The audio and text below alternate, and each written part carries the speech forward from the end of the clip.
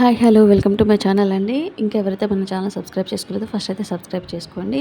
And ఇవాళ మన vlog వచ్చేసి సండే వచ్చిందంటే ఏమైనా స్పెషల్ చేసుకుందాం, టిఫిన్ ఆరాంగా లేచినామా అని చెప్పేసి నిదానంగా లేచేసి మా పిల్లల్ని అడిగితే పొంగల్ చేసుకుందామని చెప్పారు. ఎందుకంటే చాలా డేస్ అయిపోయింది పొంగల్ తినేసి.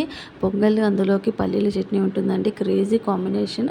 సో అలాగే పొంగల్ పల్లీలు కాకుండా ఇంకా అందులోకి రసం కూడా బాగుంటుందనేసి మనం ట్రై చేసామన్నమాట సండే. సో మార్నింగ్ టిఫిన్ మొత్తం ఇలాగ సెక్షన్ చేసేసాము.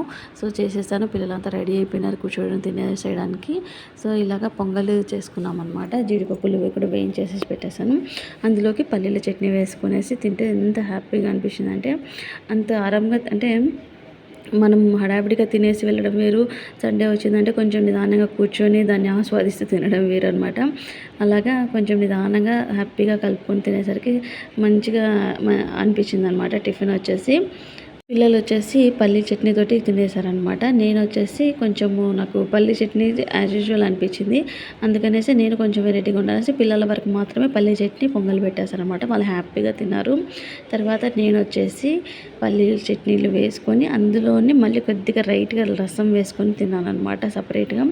ఎంత టేస్ట్ అనిపించిందంటే మీరు కూడా ఒకసారి ట్రై చేయండి, చాలా బాగా అనిపించింది. యాక్చువల్గా పొంగల్ అంటే తిరుపతిలో చాలా ఫేమస్ అండి. నేను చదివేటప్పుడు కూడా అక్కడ నాకు చాలా బాగా అనిపించింది అనమాట. అక్కడ పొంగల్లోకి రసం కానీ సాంబార్ కానీ చాలా బాగుంటుంది పల్లీ చట్నీతో సహా. అందుకని నేను కూడా అది తింటున్నప్పుడు నాకు ఆ డేస్ గుర్తొచ్చాయన్నమాట. సో మీకు కూడా చాలా నచ్చుతుంది, ఒకసారి ట్రై చేయండి. చాలా అంటే చాలా టేస్టీగా అనిపించింది. సో సండేని ఫుల్ఫిల్ చేసామనిపించింది మార్నింగ్ టిఫిన్ తోటి.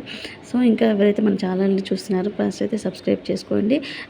ఇంకా ఇలాగ ఎన్నో వీడియోస్ చేయడానికి మాకు కూడా హ్యాపీగా అనిపిస్తుంది. సో మరొకసారి కూడా చెప్తున్నాను, పొంగల్లోకి పల్లి చట్నీ కానీ రసం కూడా చాలా చాలా టేస్టీ ఉంటుంది. ట్రై చేయండి.